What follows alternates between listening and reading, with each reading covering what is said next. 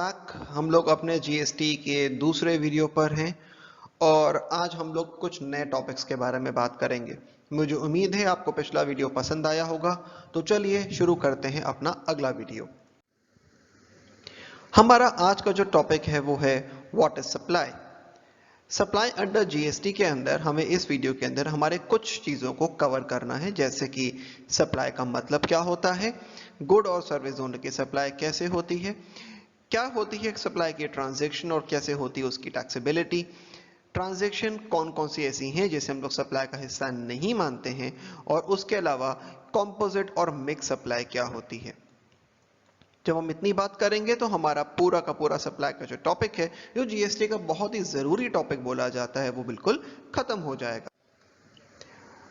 तो बात शुरू करते टाइम हमारे सामने एक छोटा सा चार्ट है, जरा इस पे थोड़ा ध्यान देंगे। लिखा हुआ है scope of supply. Scope of supply CGST act के अंदर बताया गया है। यहां पर हमारे पास एक तरफ है सेक्शन 7, फिर है सेक्शन 8 और फिर है हमारे स्केड्यूल्स। सेक्शन 7 के अंदर बताया गया है meaning and scope of supply. Section 8 में बताया गया है कि कॉम्पोजिट और मिक्स सप्लाई कैसे टैक्सेबल होगी। फिर स्केड्यूल 1, 2 और 3 दिए गए हैं। स्केड्यूल 1 में बताया गया है वो कौन कौन सी एक्टिविटीज हैं जिन्हें सप्लाई माना जाएगा, इवन भले ही वो बिना किसी कंसिडरेशन के करी गई। उसके बाद स्केड्यूल 2 में हमें बताया गया वो कौन कौन सी एक्टिविटीज हैं जिन्हें सप्लाई ऑफ गुड माना जाएगा या फिर उन्हें सप्लाई ऑफ सर्विस माना जाएगा। फिर स्केड्यूल 3 में बताया गया वो कौन सी एक्टिविटीज हैं जो कि ना ही सप्लाई ऑफ गुड मानी गई, ना ही सप्लाई ऑफ सर्विस मानी गई। तो हम लोग को सेक्शन 7 में सप्लाई का मतलब बताया गया और यह बताया गया सप्लाई कैसे कैसे किन किन चीजों में खुद को कवर करेगी। सेक्शन 8 में हम लोग को बताया गया कॉम्पोजिट और मिक्स सप्लाई के बारे में। स्केड्यूल 1 में हम लोग को बताया गया वो सप्लाई जो बिना किसी कंसिडरेशन के हो रही हो। स्केड्यूल 2 में हमें बताया गया वो चीज़ें जो कि या तो सप्लाई ऑफ गुड मानी जाएंगी या फिर सर्विस। और स्केड्यूल 3 में हमें फाइनली बताया गया कि वो एक्टिविटी जो कि सप्लाई के पूरे कंसेप्ट से ही बाहर रखी गई हैं। तो चलिए शुरू करते हैं सेक्शन 7। यहां से हम लोग बात शुरू कर रहे हैं। आपके सामने स्टैट्यूटरी प्रोविजन है सेक्शन 7 का। Supply includes all forms of supply of good or service or both, such as sale, transfer, barter, exchange, license, rental, lease or disposal made or agreed to be made for consideration by a person or in the course or furtherance of business. मैंने यहां पर आपके सामने सारे के सारे terms रखे हुए हैं और अभी हम इन सारे टर्म्स के बारे में बिल्कुल बात करने वाले हैं। तो पहले पॉइंट उसने ये बोला कि सप्लाई का मतलब होता है, सबसे पहले तो सेल इसमें इंक्लूडेड है, ट्रांसफर भी इसमें इंक्लूडेड है, बार्टर भी इसमें इंक्लूडेड है, एक्सचेंज भी इसमें इंक्लूडेड है, लाइसेंस देना भी इसमें इंक्लूडेड है, रेंट पे देना भी, लीज पे देना भी और डिस्पोज ऑफ करना भी। सप्लाई का जो स्कोप है, जो मतलब है, वो बहुत बड़ा रखा गया। हमें लिटरल मीनिंग सप्लाई का पता है, इसका मतलब क्या होता है, कोई चीज भेजना। बट हमारे माइंड में जब हम सप्लाई के बारे में बात करते हैं तो एक ले मैन के माइंड में क्या आता है, खाली cell. To be very frank, एक ले मैन क्या सोचेगा कि सिर्फ सेल ही सप्लाई है, पर ऐसा नहीं रखा गया। इसकी जगह सप्लाई के स्कोप बनाते टाइम इतनी और चीजें जोड़ दी गई। इसके बाद बात करें तो और क्या बोला गया, इंपोर्टेशन ऑफ सर्विस, ये भी सप्लाई का पार्ट माना गया। फिर एक्टिविटी जो कि स्केड्यूल 1 में है और वो बिना किसी कंसिडरेशन के करी गई, ये मैंने अभी आपको पीछे भी बताया। Where certain activities or transaction constitute a supply in accordance with the provision of subsection 1, ये वो मानी जाएंगी supply, either a supply of good or supply of service। इसका मतलब ये हुआ कि आपको स्केड्यूल 2 में जाने से पहले सेक्शन 7 और स्केड्यूल 1 में कवर होना जरूरी है। स्केड्यूल 1 के अंदर बताया गया कि वो चीजें जो कि बिना किसी कंसिडरेशन की भी सप्लाई हैं। सप्लाई के स्कोप के अंदर बताया गया सेक्शन 7 के अंदर क्या क्या चीजें सप्लाई में आती हैं। उसके बाद जब आप सप्लाई में कवर हो जाते हो बिना किसी कंसिडरेशन के या विद कंसिडरेशन, सेक्शन 7 में विद कंसिडरेशन है, सेक्शन 7 के शेड्यूल 1 के बाद जिसमें हम लोग बात करेंगे वहां पर विदाउट कंसिडरेशन बोल दिया गया। तो सेक्शन 7 और शेड्यूल 1 दोनों में कवर होने के बाद हम शेड्यूल 2 पे जाते हैं और वहां पर हम ये डिसाइड करते हैं कि ये जो सप्लाई है ये सप्लाई गुड की है या फिर ये सप्लाई सर्विस की है, ये गुड की है या फिर ये सर्विस की है। हम लोग इसके बारे में फिर बात करते हैं। इसके बाद बोला गया कि बस not standing anything contain in subsection 1, activity या ट्रांजैक्शन जो कि स्पेसिफाई करी गई है शेड्यूल 3 में, या फिर वो एक्टिविटी जो कि सेंट्रल या स्टेट गवर्नमेंट या लोकल अथॉरिटी में जो इंगेज रहते हैं एज पब्लिक अथॉरिटीज, उनको जिनको हम लोग ने नोटिफाई भी कर दिया है सेंट्रल गवर्नमेंट ने on the recommendation of the council, GST council के रिकमेंडेशन पर कुछ एक्टिविटी जो कि सेंट्रल गवर्नमेंट, स्टेट गवर्नमेंट या लोकल अथॉरिटी करती हैं, या फिर वो एक्टिविटी जिनको शेड्यूल 3 में डाला गया है, उनको ना ही सप्लाई ऑफ गुड माना गया ना ही सप्लाई ऑफ सर्विस माना गया। इसका मतलब है इसको कंप्लीटली सप्लाई के एम्बिट से बाहर कर दिया गया। इसका मतलब है सेक्शन 7 में विद कंसिडरेशन वाली सप्लाई बताई गई, सेक्शन 7 के बाद शेड्यूल 1 के अंदर विदाउट कंसिडरेशन वाली सप्लाई बताई गई, शेड्यूल 2 के अंदर हम लोग को बताया गया कि जो सप्लाई ऊपर जो मान ली गई है वो गुड की है या वो सर्विस की है, क्योंकि उसी अकॉर्डिंग उसके ऊपर टैक्स रेट लगेगा। उसके बाद शेड्यूल 3 में बताया गया किन किन चीज़ों को सप्लाई से बाहर कर दिया गया है, in other words negative list क्या है, किन चीज़ों के ऊपर सप्लाई नहीं माना जाएगा। तो जिसको सप्लाई नहीं माना जाएगा उसको हम लोग कहीं से भी जीएसटी के अंदर भी इंक्लूड नहीं करने वाले हैं। उसके बाद नीचे आखिर में बोला गया कुछ ऐसी ट्रांजैक्शंस भी हैं गवर्नमेंट के रिकमेंडेशन में जिसको सप्लाई ऑफ गुड तो माना जा सकता है बट सर्विस नहीं माना जा सकता, और किसी चीज को सप्लाई ऑफ सर्विस माना जा सकता है बट गुड नहीं माना जा सकता। तो चलिए आगे बात करते हैं हम लोग हमारी section 7 of GST CGST act के सेक्शन 7 ने हमें क्या बोला। कंसिडरेशन इज आइदर मेड और अग्रीड टू बी मेड। सबसे पहले तो क्या बोला गया जी, कंसिडरेशन या तो करी गई है या फिर अग्रीड है कि हम करेंगे, या तो कर दी गई है आइदर मेड या तो अभी कर दी है, या बोल दिया है एक वादा कर दिया है कि हम कंसिडरेशन आगे करेंगे। Supply regular course of business में होनी चाहिए या फिर बिजनेस के फर्दरेंस में होनी चाहिए। Import of service for consideration whether or not in the regular course of business or furtherance। मैं तीनों बात को जरा एक और बार उठाता हूं। सबसे पहले कंसिडरेशन होना बहुत जरूरी है, या तो कर दी गई हो या अग्री कर दिया हो कि कंसिडरेशन हम आगे करेंगे। इसके बाद supply regular course of business में होनी बहुत जरूरी है, मतलब जो बिजनेस चल रहा है उसके बीच में ही सप्लाई हो, जिस बिजनेस से जुड़े हुए हैं उसी चीज की सप्लाई हो। इसका मतलब अगर मैं इलेक्ट्रॉनिक्स का काम करता हूं तो मेरी सप्लाई भी किसकी होनी चाहिए, इलेक्ट्रॉनिक आइटम्स की होनी चाहिए। मैं कोई गद्दा बेचने लग जाऊं, कोई मैट्रेस बेचने लग जाऊं, मैं क्रॉकरी बेचने लग जाऊं तो वो इसके अंदर कवर नहीं किया जाएगा। उसके अलावा बोला गया कि फर्दरेंस ऑफ बिजनेस, इसका मतलब होता है बिजनेस से जुड़ा हुआ। हम इसके बारे में अभी वीडियो में काफी लंबी बात करेंगे फर्दरेंस ऑफ बिजनेस का मतलब। फिर बोला गया आपने इंपोर्ट ऑफ सर्विस अगर करवाया है, ध्यान देंगे इंपोर्ट ऑफ सर्विस कराया है, तो इंपोर्ट ऑफ सर्विस के अंदर दो बातें बहुत जरूरी हैं। पहली बात ये कंसिडरेशन के लिए होना चाहिए, ये तो जरूरी बात है कि कंसिडरेशन के लिए होना चाहिए। और दूसरी बात वेदर और नॉट, ये भले ही रेगुलर कोर्स ऑफ बिजनेस में हो चाहे ना हो, इसका मतलब importation of any kind of service GST में चार्जेबल हो जाएगा, भले आपने उसको for any purpose other than business के लिए भी करा हो तब भी। फिर हम आगे बात करते हैं गुड और फिर बात करते हैं सर्विस। गुड का मतलब every kind of movable property, service का मतलब एनीथिंग अदर देन गुड। तो गुड का मतलब क्या माना गया, कोई भी मूवेबल प्रॉपर्टी, और सर्विस का माना गया कि अगर कोई चीज गुड नहीं है तो जी वो सर्विस हो जाता है। इसमें एक्सक्लूड क्या करा गया, एक्सक्लूड करा गया money and security, money and security को इससे कंप्लीटली बाहर रखा गया।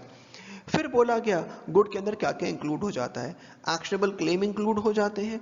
उसके अलावा अगर हम लोगों ने कोई क्रॉप ग्रास या कोई भी चीज ऐसी जो कि हम लोगों ने फॉर्मिंग पार्ट ऑफ लैंड से बनाई थी वो इसके अंदर ले ली गई।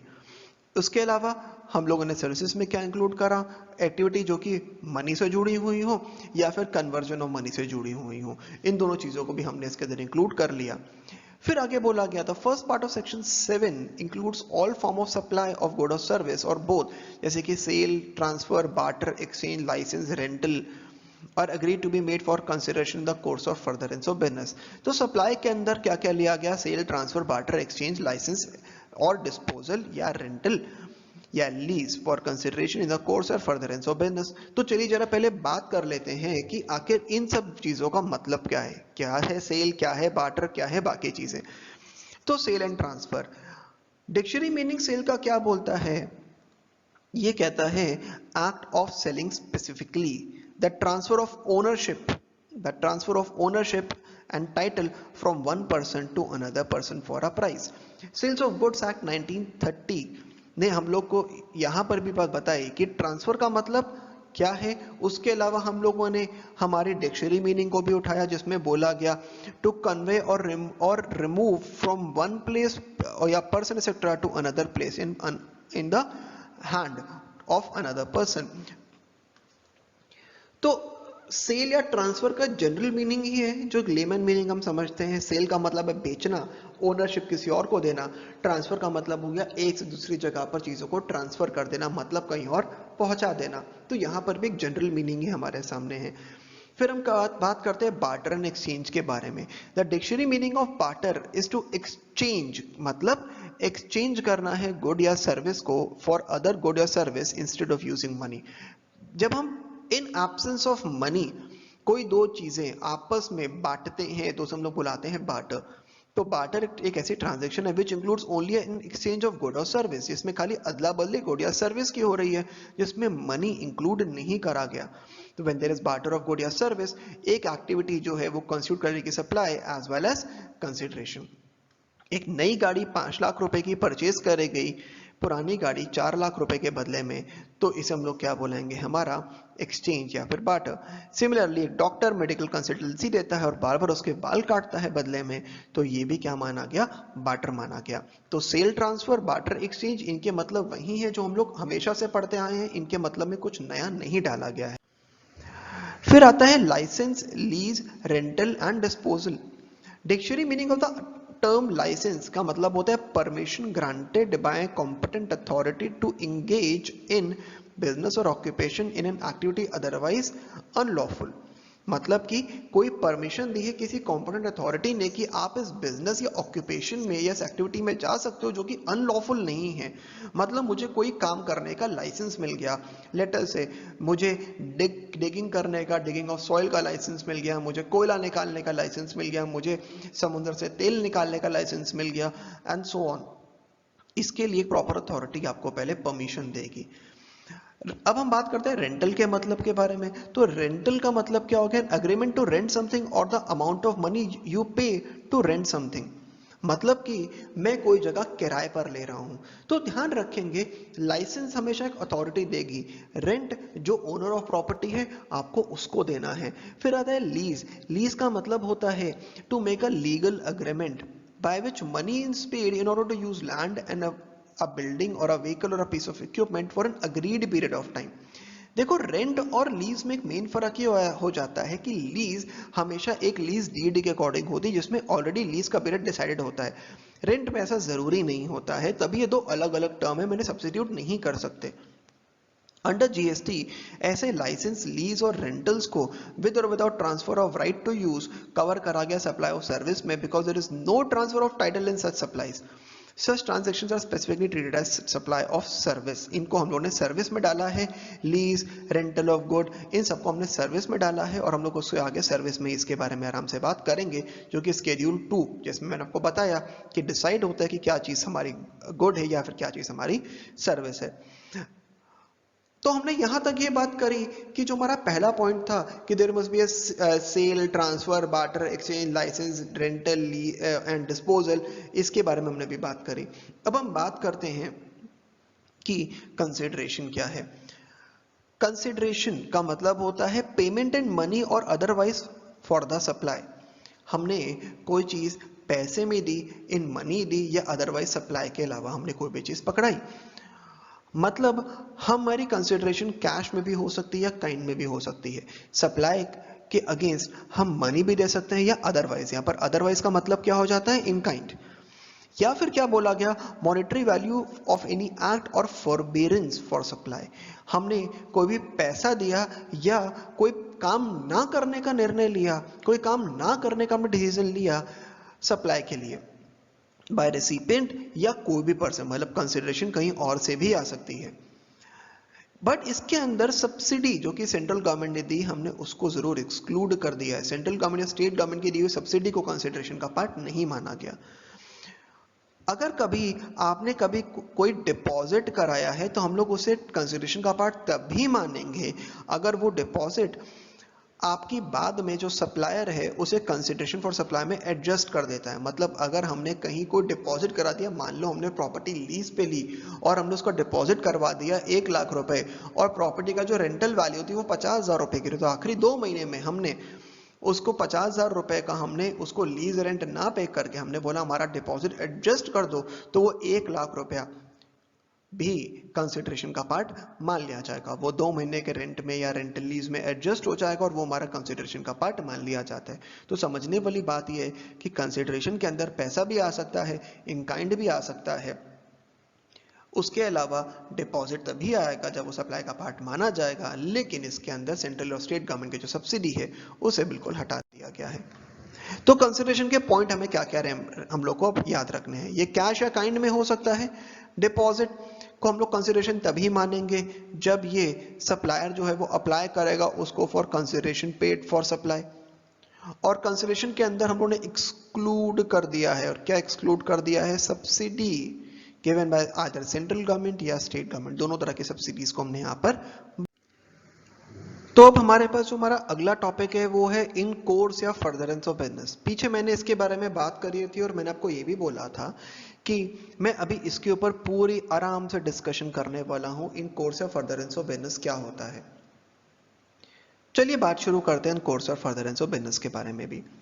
जीएसटी एसेंशियल है एक टैक्स की तरह ओनली ऑन कमर्शियल ट्रांजैक्शंस। सबसे पहले तो जीएसटी का मेन इंटेंशन ही यही था कि ये सिर्फ और सिर्फ कमर्शियल ट्रांजैक्शंस पर ही लगाया जाए। हेंस हमने खाली उन्हीं ट्रांजैक्शंस या उन्हीं सप्लाईज को लिया है जो कि इन कोर्स या फर्दरेंस ऑफ बिजनेस के अंदर इंक्लूड होती हैं और जो क्वालिफाई करती हैं सप्लाई अंडर जीएसटी।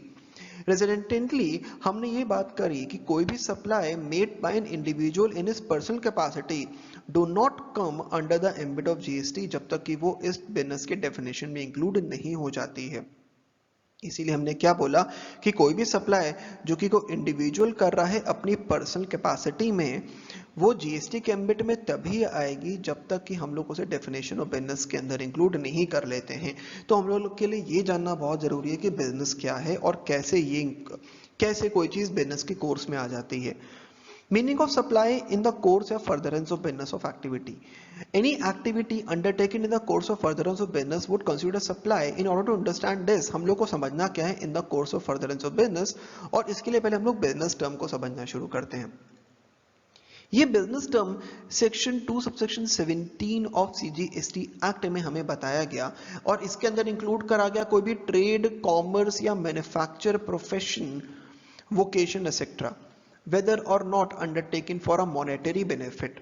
इसके अंदर हम लोगों ने ट्रेड लिया, कॉमर्स लिया, मैन्युफैक्चर लिया, हम लोगों ने प्रोफेशन लिया, ये वोकेशन लिया, और आगे एक्सेट्रा लिखा गया है। और एक जरूरी बात क्या लिखी गई है, भले ही ये किसी मॉनेटरी बेनिफिट के लिए हो, भले ये किसी मॉनेटरी बेनिफिट के लिए ना हो।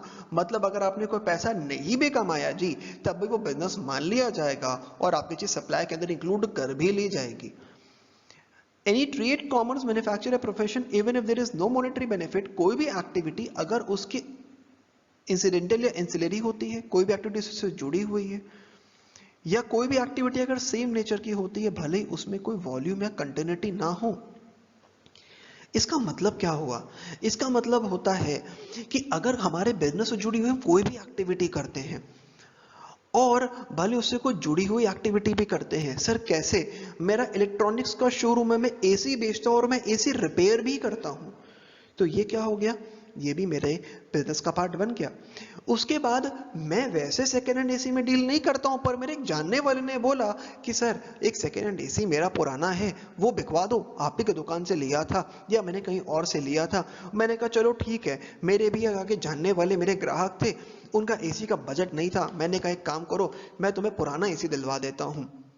तो ये क्या हो गया, मैं इसे बार बार नहीं करता हूं, मैंने इसे एक बार कर दिया या मैं साल में 2-3 बार ही ऐसा करता हूं, वो भी बिजनेस का हिस्सा मान लिया गया। अब ये कह के नहीं बच सकते हो जी मैं सेकंड हैंड एसी में डील ही कहां करता हूं, वो तो साल में 1-2 बार हो गया। भैया एक बार भी हो गया तो भी आपके बिजनेस से जुड़ी हुई हरकत थी ये। फिर बोला गया सप्लाई या acquisition of good including capital good and service.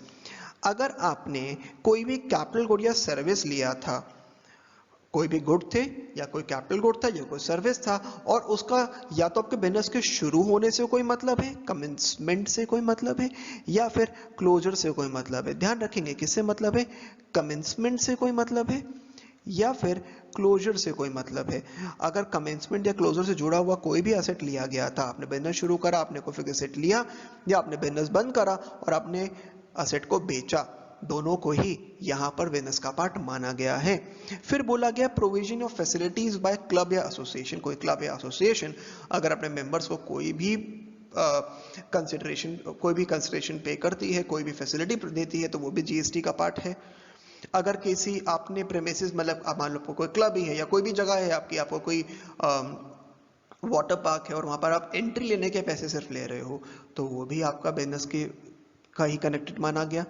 उसके अलावा अगर कोई service as holder of office accept करता है, अगर आप होल्डर ऑफ ऑफिस हो और आप अपने ट्रेड या प्रोफेशन के लिए कुछ भी एक्सेप्ट करते हो, वो भी इसका पार्ट है। एक्टिविटीज ऑफ रेस क्लब, कोई भी आप टोटलाइजर हो या लाइसेंस लेते हो, आप बुकिंग वगैरह करते हो, आपको पता है रेस क्लब जहाँ पे घोड़े दौड़ाए जाते हैं वहां पर बुकीज होते हैं, जो कि आप किसी घोड़े पर पैसा डायरेक्टली नहीं लगाओगे, आप बुकी के थ्रू लगाओगे, वो भी इसी का पार्ट माना गया। और कोई भी और एक्टिविटी जो कि गवर्नमेंट लोकल अथॉरिटी या पब्लिक अथॉरिटी करे, वो भी बिजनेस का पार्ट ही माना गया है। तो बिजनेस के अंदर इंक्लूड हुआ कोई भी एक्टिविटी या ट्रांजैक्शन जो कि इंसिडेंटल या एंसिलरी है, कोई भी हमारे trade, commerce, manufacture, vocation, adventure, wager या कोई भी सिमिलर एक्टिविटी के। इन एडिशन कोई भी एक्टिविटी जो अंडरटेक करते हैं बाय द सेंट्रल गवर्नमेंट और स्टेट गवर्नमेंट और any local authority in which they are engage as public authority, इसको भी हम लोगों ने बिजनेस का पार्ट माना है। हम लोग को ध्यान क्या रखना है कि फ्रीक्वेंसी, वॉल्यूम या कंटिन्यूटी या रेगुलरिटी को हम लोग कहीं से भी प्रीरिक्विजिट नहीं मानेंगे। ऋषभ ने एक गाड़ी खरीदी अपने पर्सनल यूज के लिए और उसको 1 साल बाद उसने बेच दिया उस कार को कार डीलर को। Sale of car by Rishabh to car dealer is not a supply, because supply Rishabh ने बिजनेस के पॉइंट ऑफ व्यू से नहीं करी है। मणिकर्णिका ने अपनी ओल्ड बैंगल बेची और इयररिंग्स किसको, आभूषण ज्वेलर्स को। Sale of old jewellery by individual to a jeweller भी हमारा सप्लाई का पार्ट नहीं बनेगा, क्योंकि अभी बिजनेस के पॉइंट ऑफ व्यू से नहीं करा गया। तो ये दो डिपार्टमेंटल एफएक्यूज थे कि अगर मैं अपना कोई पर्सनल एसेट बेचता हूं तो क्या मुझे उस पर जीएसटी पे करना पड़ेगा, तो बोलते हैं नहीं, आपका बिजनेस ये नहीं है, हमने बिजनेस का पूरा मतलब समझ लिया है। तो इट इज ऑल्सो पॉसिबल, हम लोग अगर ये बात करें कि sale of car by Rishabh and sale of old jewellery में मनी करने का has been made in the course of furtherance, does it will consider supply. अगर हम लोग फ्रीक्वेंसी या वॉल्यूम को उठाते हैं तब तो जी एक और क्वेश्चन आ गया, आपने अभी बोला कि हमने एक बार बेचा तो भी क्या आ जाएगा, तो कुछ बातें क्लैरिफाई करी गई हैं कि बिजनेस के अंदर एक बात ये आती है कि आपके बिजनेस से जुड़ा हुआ काम होना चाहिए, तभी हम लोग देखेंगे फ्रीक्वेंसी और कंटिन्यूटी क्या थी। ऋषभ हो सकता है कहीं जॉब करता हो, कुछ और करता हो, तो वो हम लोग यहाँ पर उसको इंक्लूड नहीं कर सकते हैं। वो ऋषभ की पुरानी बेची हुई गाड़ी के ऊपर जीएसटी उसको पे नहीं करना है जब तक कि वो गाड़ी उसके बिजनेस से जुड़ी हुई नहीं थी। पर्सनल यूज की थी, कोई दिक्कत नहीं है।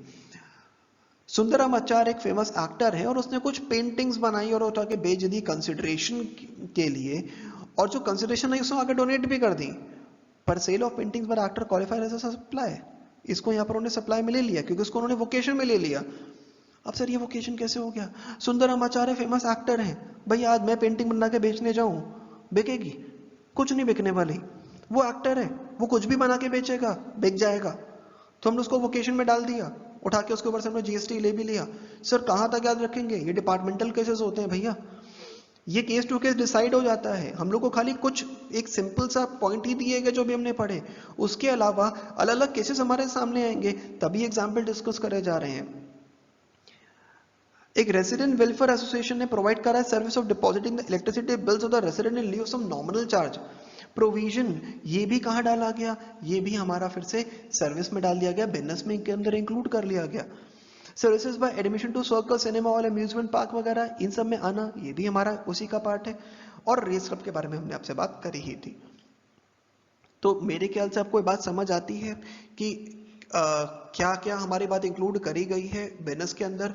इन course of furtherance of business सब में इंक्लूड होगा, बस कहाँ नहीं होगा ध्यान रखेंगे। इन कोर्स और फर्दरेंस ऑफ बिजनेस हर जगह इंक्लूड करा गया है सिवाय इंपोर्ट ऑफ सर्विस के। वो पर्सनल नेचर की होगी तब भी उसको सप्लाई का पार्ट माना गया है, उसको हम लोगों ने यहाँ पर इंक्लूड नहीं करा है। चलिए बात शुरू करते हैं अपनी आगे की। तो फर्दरेंस ऑफ बिजनेस के हम लोग को क्या क्या पॉइंट अब याद रखने हैं। ट्रेड, कॉमर्स, मैन्युफैक्चर, प्रोफेशन, भले कोई मॉनेटरी बेनिफिट ना हो, कोई भी एक्टिविटी इंसिडेंटल उससे हो, या फिर कोई भी एक्टिविटी ऑफ सेम नेचर हो, even if there is no volume और कंटिन्यूटी एग्जिस्ट, तब भी उसको बिजनेस का पार्ट माना गया। Supply acquisition of good including capital good and service connected होना चाहिए विद द कमेंसमेंट और क्लोजर ऑफ बिजनेस के साथ, तो भी उसको इंक्लूड करा गया। उसके अलावा provision of facility by club या एसोसिएशन मेंबर्स को दे हो, कोई प्रेमिसेस में एंट्री हो, या फिर service of holder of office accepted in due course of business हुआ हो, तो ये हमारा फर्दरेंस ऑफ बिजनेस का पार्ट माना गया है। मेरे ख्याल से आपके माइंड में consideration in the course of business और फर्दरेंस ऑफ बिजनेस अच्छे से क्लियर हो गया होगा। अब हमारे सामने आ जाता है स्केड्यूल 1, एक्टिविटीज टू बी, वो एक्टिविटी जो कि हमारी ट्रीटेड एज सप्लाई में करी जाएंगी इवन इफ हमने उसे बिना किसी कंसिडरेशन के दिया। बहुत लंबी बात है, अपनी सीट बेल्ट मान लें और ध्यान से बात को समझेंगे, कोई वीडियो बीच में छोड़ के जाएगा नहीं, ये बहुत जरूरी बात है, बहुत ध्यान से यह बात हमें समझनी है। हम ये सारा पूरा टेबल खत्म होने के बाद हम इसकी एक समरी भी समझेंगे। अगर कभी कोई परमानेंट ट्रांसफर हुआ है या डिस्पोजल हुआ है बिजनेस एसेट का, यहां पर इनपुट टैक्स क्रेडिट जो है हमने अवेल करा था, जरूरी बातें समझने के लिए। अगर कोई परमानेंट ट्रांसफर हुआ है बिजनेस एसेट का, परमानेंट ट्रांसफर से यहां पर मेरा मतलब क्या होता है, बिजनेस के एसेट्स को हमने परमानेंटली मतलब वापस लेने का कोई राइट नहीं है, हमने उसको ट्रांसफर या डिस्पोज ऑफ कर दिया है, और हमने उनके उन बिजनेस एसेट के ऊपर एक टाइम पर इनपुट टैक्स क्रेडिट लिया था, और मैं इन एसेट्स को बिना कोई पैसा दिए फ्री में ट्रांसफर कर रहा हूं, तो भी ये सप्लाई का पार्ट माना जाएगा, बशर्ते आपने इसके ऊपर एक इनपुट टैक्स क्रेडिट लिया था। फिर बोला गया सप्लाई ऑफ गुड या सर्विस और बोथ बिटवीन रिलेटेड और डिस्टिंक्ट पर्सन, जो कि सेक्शन 25 में बताए गए। तो सर वेट करें, सेक्शन 25 का तब बताएंगे, बारे अभी बताने जा रहा हूं कि रिलेटेड या डिस्टिंक्ट पर्सन कौन होते हैं। प्रोवाइडेड, इसमें अगर कोई एम्प्लॉयर एम्प्लॉय, थोड़ा सा बता देता हूं, एम्प्लॉयर एम्प्लॉय रिलेटेड पर्सन माने गए हैं, उनको हमने एम्प्लॉयमेंट को, कोई भी सर्विस अगर एम्प्लॉय अपने एम्प्लॉयर को दे रहा है in the due course of employment, उसे जीएसटी के बाहर रखा गया। पर अगर वो बिना ड्यू कोर्स ऑफ सर्विस के है, मतलब एम्प्लॉयमेंट के अलावा अगर उसने कोई एक्टिविटी एम्प्लॉयर ने एम्प्लॉय या वाइस वर्सा दी गई, तो उसे जीएसटी में इंक्लूड करा गया। बस साल में 50,000 रुपए तक की जो गिफ्ट है उसे बाहर रखा गया, उसको हमने यहाँ पर इंक्लूड नहीं किया। 50,000 रुपीज के ऊपर एक गिफ्ट को ही इंक्लूड करा गया। अगर किसी प्रिंसिपल या एजेंट ने आपस में अपने गुड्स, कोई प्रिंसिपल टू इस एजेंट देता है या एजेंट अपने प्रिंसिपल को कोई गुड्स देता है, या फिर उसके अलावा import of service bye a person from a related person. अब देखो भाई, इंपोर्ट ऑफ सर्विस के बारे में पीछे भी बात हुई थी, पर वो विद कंसिडरेशन की थी। यहां पर क्या है, विदाउट कंसिडरेशन है, रिलेटेड पर्सन से होना चाहिए और इन द कोर्स ऑफ फर्दरेंस होना चाहिए। सर अभी आपने कहा था फर्दरेंस ऑफ बिजनेस नहीं देखेंगे, अरे भैया डिफरेंस समझ लो, वो विद कंसिडरेशन था, ये विदाउट कंसिडरेशन है। वो किसी भी पर्सन से हो सकता था, ये रिलेटेड पर्सन से हो रहा है, तो इसलिए वहां पर in the without the course of business देखा गया, यहां पर इन द कोर्स ऑफ बिजनेस देखा गया। तो चलिए जरा अब हम लोग स्केड्यूल 1, जिसके अंदर हमें बताया गया था कि कौन कौन सी जो हमारी सप्लाई होती हैं जो बिना किसी कंसिडरेशन के भी सप्लाई मानी गई हैं, उसकी एक समरी के बारे में बात कर लेते हैं। पहली बात हम लोग को बोली गई थी कि इसके अंदर बिजनेस असेट्स इंक्लूड होते हैं जो कि परमानेंट ट्रांसफर का पार्ट माने गए। तो परमानेंट ट्रांसफर या डिस्पोजल होना जरूरी है। यहाँ पे परमानेंट ट्रांसफर का मतलब मैंने आपको बताया कि कुछ वापसी की उम्मीद न मत रखो, हमारे पास वापसी का कोई राइट अवेलेबल नहीं है। आईटीसी हमने उसके ऊपर ऑलरेडी क्लेम कर रखा है और ट्रांसफर बिना किसी कंसिडरेशन के करा गया। सप्लाई को डीम्ड सप्लाई माना जाएगा, मतलब कि मान लिया सप्लाई। डीम्ड सप्लाई का मतलब क्या होता है भाई, कि वी हैव अज्यूम्ड कि ये मेरी ये सप्लाई है। अब अगर आईटीसी आपने नहीं लिया था, या फिर असेट जो है, जो आपने या तो लिया नहीं या फिर जो असेट था उसके ऊपर आईटीसी एलिजिबल नहीं था, तो आप इसे सप्लाई का पार्ट नहीं मानोगे। अब आगे बात करते हैं सप्लाई ऑफ गुड या सर्विस और बोथ बिटवीन रिलेटेड और डिस्टिंक्ट पर्सन। क्या बात आती है रिलेटेड या डिस्टिंक्ट पर्सन के बारे में? रिलेटेड पर्सन का मतलब होता है एक ऐसा व्यक्ति जो कि किसी की और के इन्फ्लुएंस में काम कर रहा हो। मतलब अगर कोई एक पर्सन दूसरे के इन्फ्लुएंस में आ सकता है तो उसे हम लोग बुलाते हैं रिलेटेड पर्सन।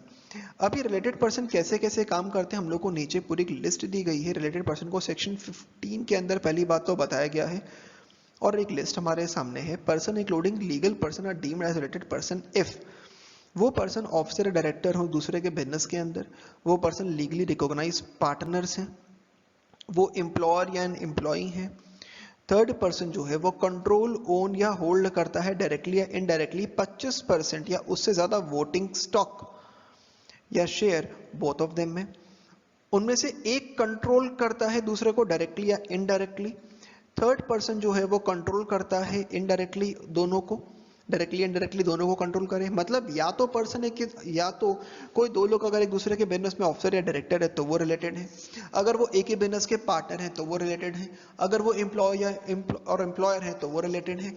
अगर कोई थर्ड पर्सन उनके बिजनेस में डायरेक्टली मतलब खुद से, इनडायरेक्टली मतलब किसी के थ्रू 25% या उससे ज्यादा की वोटिंग पावर रखता है तो वो दोनों पर्सन जिनके बिजनेस में थर्ड पर्सन का इन्वेस्टमेंट है, मतलब ए और बी के बिजनेस में सी का इन्वेस्टमेंट है 25% से ज्यादा, तो ए और बी रिलेटेड पर्सन हो जाएंगे। अगर वो ए और बी मिलाकर सी को कंट्रोल कर ले, मतलब ए और बी ने मिलाकर 25-25% या उससे ज्यादा का हिस्सा सी में रखा हुआ है तो भी रिलेटेड हो जाएंगे। या फिर कोई थर्ड पर्सन दोनों को डायरेक्टली कंट्रोल कर ले, डायरेक्टली एंड डायरेक्टली, या वो दोनों मिलकर किसी थर्ड पर्सन को कंट्रोल कर ले। वो पर्सन जो कि मेंबर है की फैमिली के, फैमिली का पर मतलब क्या है, हिंदू अनडिवाइडेड फैमिली, या one of them is a sole agent या सोल डिस्ट्रीब्यूटर या sole concessionaire of one another. तो कंसेनर होना चाहिए, एजेंट या डिस्ट्रीब्यूटर हैं तो भी आप यहाँ पर इंक्लूड कर लिए जाते हो किसके अंदर, डिस्टिंक्ट पर्सन के अंदर। तो डिस्टिंक्ट पर्सन के अंदर अगर हम लोग अब इसका एक एनालिसिस पढ़ते हैं तो जरा ध्यान से इस बात को देखेंगे। डिस्टिंक्ट पर्सन के एनालिसिस के अंदर एक बात बोली गई है कि सप्लाई मेड बिटवीन रिलेटेड और distinct person is to be treated as deemed supply. Distinct person का पर मतलब होता है branches of same tax payer situated in different state और even within the state but with separate registration. जरा इस distinct person पे ध्यान दीजिएगा क्योंकि मैंने अभी तक इसके बारे में कोई बात नहीं करी। डिस्टिंक्ट पर्सन का मतलब होता है हमारे जीएसटी एक्ट के अंदर बोला यह गया है कि हर पर्सन को, जो भी हमारा एक पर्सन है उसे अगर वो टैक्सेबल हो जाता है तो उसको रजिस्ट्रेशन कराना पड़ेगा। सेम स्टेट के अंदर आप एक ही रजिस्ट्रेशन करा सकते हो पर अगर आप अलग अलग स्टेट में आते हो तो आपको अलग अलग रजिस्ट्रेशन भी करवाने पड़ेंगे। तो अगर एक ही पर्सन एक ही स्टेट में अलग अलग शहरों में अलग अलग रजिस्ट्रेशन करवा लेता है या फिर वो अलग हर स्टेट में एक अलग रजिस्ट्रेशन करवा लेता है अपनी ब्रांचेस का, मतलब एक आदमी जो कि दिल्ली में है वो दिल्ली में रजिस्टर्ड है पर उसका सामान मुंबई जाता है तो उसने महाराष्ट्र का भी रजिस्ट्रेशन करा लिया।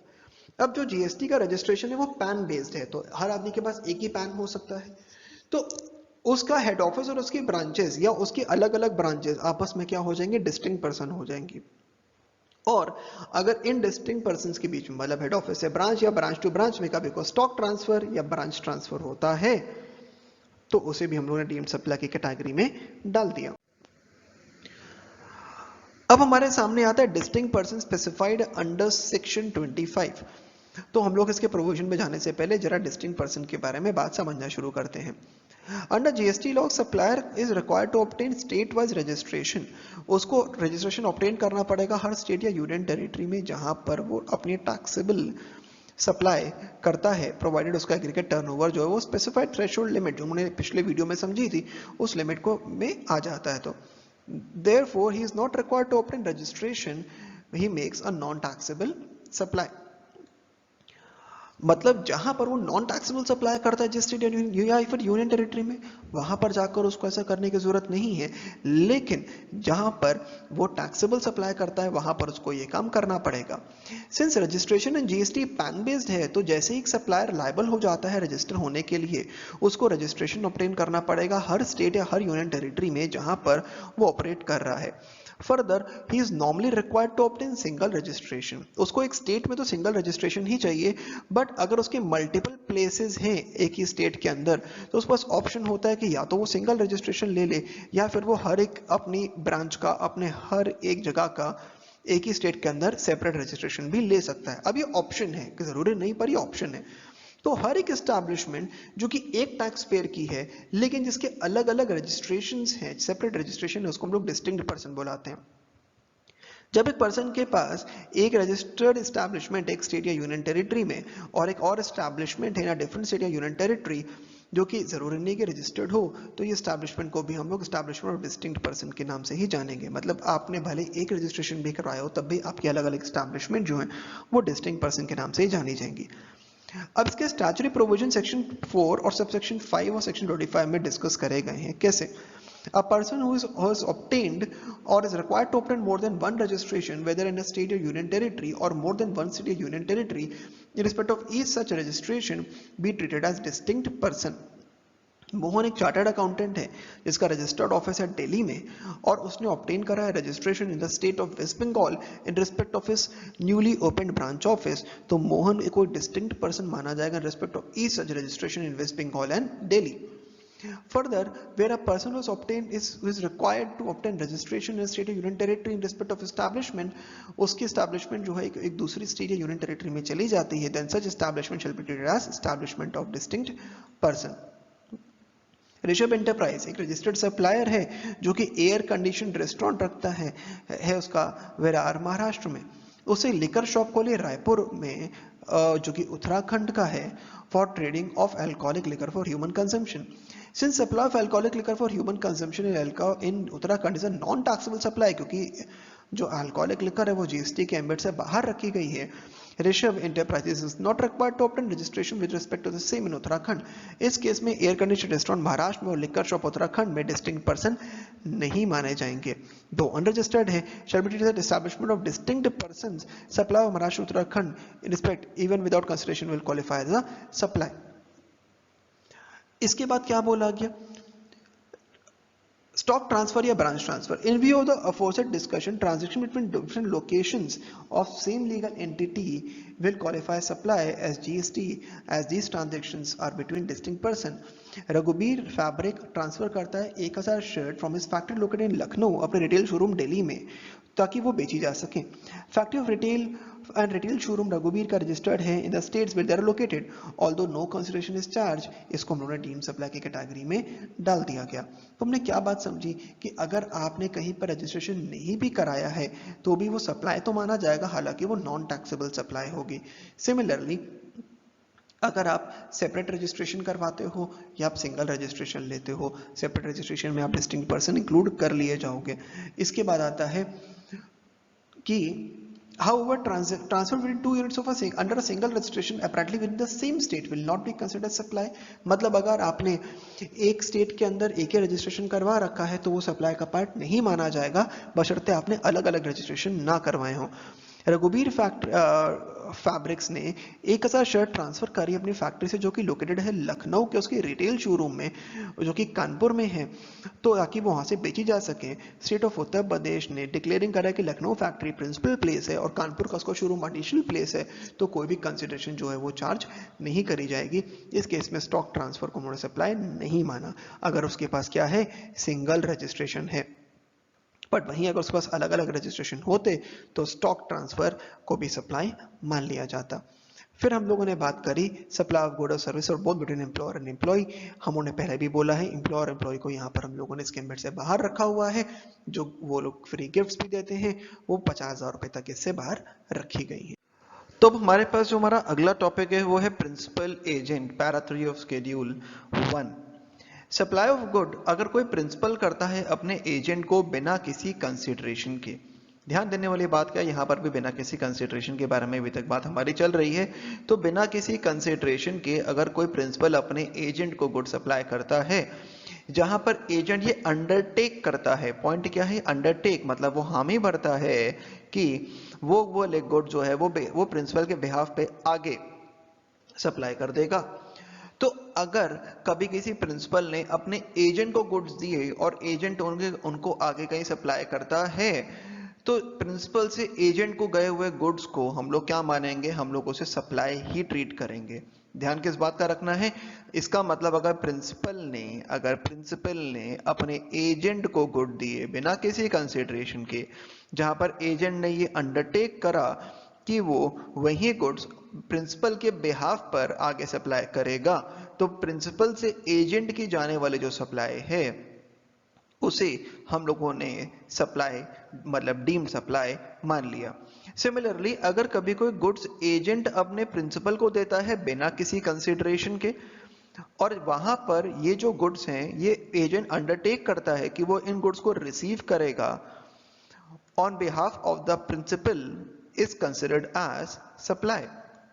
इसका मतलब है अगर कभी प्रिंसिपल ने अपने एजेंट को गुड्स दिए बिना किसी कंसिडरेशन के, ये भी सप्लाई है। और अगर एजेंट ने गुड्स सप्लाई करे प्रिंसिपल को, जहां पर एजेंट ने अंडरटेक करा कि वो रिसीव करेगा वो goods in the behalf of principal, तो वो भी हमारा सप्लाई माना गया। इसका मतलब है प्रिंसिपल टू एजेंट और एजेंट टू प्रिंसिपल दोनों को ही हम लोगों ने सप्लाई का पार्ट माना हुआ है। अब इसमें हम लोग को ध्यान किस चीज का देना है, point where merit consideration which merit consideration in this regard are as follows: only such supply of good and not supply of services। सिर्फ supply of good लिया गया है, यहां पर हम लोगों ने सप्लाई ऑफ सर्विस को इंक्लूड नहीं करा है। मतलब अगर कभी सर्विस सप्लाई हो रही है तो उस पर कंसिडरेशन का होना जरूरी है। Supply of good between principal and agent without consideration is also a supply. मतलब किसको लिया गया है, सिर्फ और सिर्फ हम लोगों ने किसको इंक्लूड करा है, हम लोगों ने इंक्लूड करा है यहां पर सिर्फ और सिर्फ हमारी गुड्स को, सर्विसेज को हम लोगों ने इससे दूर रखा हुआ है। Thus, a supply of service between principal and the agent and vice versa would require therefore consideration which is to be considered as supply and thus liable to GST। अब हम लोग को ये डिटरमिन करना है कि प्रिंसिपल और agent का रिलेशनशिप क्या पैरा 3 ऑफ शेड्यूल 1 में आता है या नहीं आता है। That deciding factor is whether the invoice for the further supply of goods on behalf of principal is being issued by agent और नॉट। जरा इस बात का हम लोग जरा मतलब समझना शुरू करते हैं। कहा यह गया the crucial point is whether or not agent has the authority to pass or receive the title of goods on behalf of the principal। क्या एजेंट के पास वो अथॉरिटी है कि वो उन गुड्स के टाइटल को आगे प्रिंसिपल के बिहाफ पे ट्रांसफर कर सकता है या फिर नहीं कर सकता है। हमारे सामने इसके ऊपर 3 तरह के केसेस आते हैं। पहला, where invoice for further supply is being issued by the principal in his name. मतलब जब हम लोगों ने जब गुड्स आगे एजेंट इशू कर रहा है, जब गुड्स आगे एजेंट लेकर जा रहा है, तो इनवॉइस और फर्दर सप्लाई जो है वो क्या एजेंट के नाम पर इशू हुआ, then any provision of goods from the principal to the agent would fall within the fold of para 3 above. However, जब invoice is issued by the agent to the customer in the name of the principal, तो ये हमारा इसके ambit में नहीं आएगा। इसका मतलब है कि अगर प्रिंसिपल ने एजेंट को गुड्स दिए और एजेंट ने आगे अपने नाम पर उन गुड्स को आगे इशू करा, तो जो हमारा प्रिंसिपल टू एजेंट की जो सप्लाई थी वो क्या मानी जाएगी, वो डीम्ड सप्लाई मान ली जाएगी। लेकिन वहीं अगर कभी प्रिंसिपल ने एजेंट को गुड्स दी और एजेंट ने आगे उन गुड्स को प्रिंसिपल के नाम पर ही इशू करा, तो प्रिंसिपल से एजेंट के बीच में होने वाली सप्लाई को हम लोगों ने डीम्ड सप्लाई के एम्बिट से बाहर रख दिया। Similarly, where goods are being procured by agent on behalf of the principal are invoiced in the name of agent, then further provision फिर से लग जाएगा। मतलब अगर कभी एजेंट ने गुड्स लिए और प्रिंसिपल को दिए और एक किसके नाम पर दिए, उसने अगर अपने नाम पर इनवॉइस इशू करके गुड्स प्रिंसिपल को दिए, तो ये हमारी सप्लाई मानी जाएगी। वहीं अगर उसने गुड्स जो प्रिंसिपल को प्रोवाइड कर रहे हैं, जो गुड्स मार्केट से खरीद के लाया है, वो प्रिंसिपल के नाम पर ही खरीद के लाया है, तो एजेंट टू प्रिंसिपल की सप्लाई को सप्लाई नहीं माना जाएगा। थोड़ा सा एनालिसिस कर लेते हैं, मुझे पता है थोड़ा सा यहाँ पे कंफ्यूजन हो जाता है। Principal supplies goods to an agent and further agent undertakes to supply goods on behalf of principal. पहला केस था जिसको उन्होंने डीम्ड सप्लाई माना था। इस केस को हम लोगों ने डीम सप्लाई माना था। फिर agent supplies goods to principal and further principal undertakes to such goods on behalf of agent. ये भी वही बात आई, एजेंट अब प्रिंसिपल को गुड्स दे रहा है या प्रिंसिपल एजेंट को गुड्स दे रहा है, बिना किसी कंसिडरेशन के दे रहे हैं, तो हमारा सप्लाई का पार्ट माना जाएगा। हालांकि इसमें हम लोगों ने कुछ केसेस के बारे में बात करी थी। एजेंट फर्दर इशू करता है इनवॉइस इन हिज ओन नेम। अगर एजेंट ने जब फर्दर इशू करे इनवॉइस अपने नाम पर तो वो डीम सप्लाई है मानी जाएगी। अगर एजेंट ने इनवॉइस इशू करे द नाम ऑफ प्रिंसिपल तो not to be treated as deem supply. और अगर goods procured by agent on behalf of principal और इनवॉइस करे द नाम ऑफ एजेंट, मतलब गुड्स एजेंट लेकर आता है, प्रिंसिपल के लिए लेकर आता है और वो अपने नाम पर बिल करा लेता है उन गुड्स का, तो ये डीम सप्लाई है। और वहीं अगर वो एजेंट अपने नाम पर ना कराकर उसे किसी और के नाम पर, मतलब प्रिंसिपल के नाम पर करवाता है, अपने नाम पर नहीं कराता है, तो उसको डीम सप्लाई नहीं माना गया। तो ये था हमारा प्रिंसिपल और एजेंट का पॉइंट, काफी जरूरी पॉइंट है, मुझे उम्मीद है आपको समझ आया होगा। चलिए अब इस बात को हम लोग कुछ एग्जाम्पल से समझने की कोशिश करते हैं, क्योंकि सिर्फ थ्योरी पढ़ के कुछ पूरी बात समझ नहीं आती है। अब क्लैरिफिकेशन को हम लोग कुछ एग्जाम्पल से समझ रहे हैं। अनमोल ने अपने एक एजेंट जिसको हम लोग भोलू बुला रहे हैं, उसे बोला कि तुम मार्केट से कुछ गुड्स जो है वो ले आओ। भोलू ने आइडेंटिफाई करा कि कौन कौन से ऐसे सप्लायर्स हैं जो कि गुड्स प्रोवाइड कर सकते हैं जो कि अनमोल को चाहिए थे, और सप्लायर को बोला, आज द सप्लायर गोलू, उनमें से एक सप्लायर जिसका नाम था गोलू, उसे बोला कि ये जो गुड्स हैं ये अनमोल को भिजवा दो और इनवॉइस डायरेक्टली अनमोल के नाम पर इशू कर दो। तो देखिए यहां पर भोलू का काम क्या था, वो अनमोल के बिहाफ पे खाली एक सप्लायर ढूंढ के लाया और उसे बोला भैया गोलू ये जो गुड्स हैं ये डायरेक्टली अनमोल को ही तुम दे दो। इस सिनेरियो के अंदर भोलू सिर्फ एक प्रोक्योरमेंट एजेंट का काम करता है, वो किसी भी तरीके से इन्वॉल्व नहीं है, ना ही सप्लाई में ना ही रिसीट और गुड्स में। दस इस प्रोविजन के अकॉर्डिंग हमें क्लियरली पता चलता है कि भोलू जो था यहाँ पर वो एजेंट नहीं है अनमोल का। अब बात करते हैं अगले एग्जाम्पल पे। मेसर्स टिंटिन एक बैंकिंग कंपनी है जिन्होंने मंदार एक ऑक्शनर को अपॉइंट करा कि उनके कुछ गुड्स को वो ऑक्शन करा दे। ऑक्शनर ने अरेंज करा इस ऑक्शन को और आइडेंटिफाई करा पोटेंशियल बिडर्स को। बिडर वो लोग जो कि उस पे बोली लगाने वाले हैं। हाईएस्ट बिड को एक्सेप्ट करा और गुड्स जो है वो हाईएस्ट बिडर को बेच दिए गए बाय मेसर्स टिंटिन।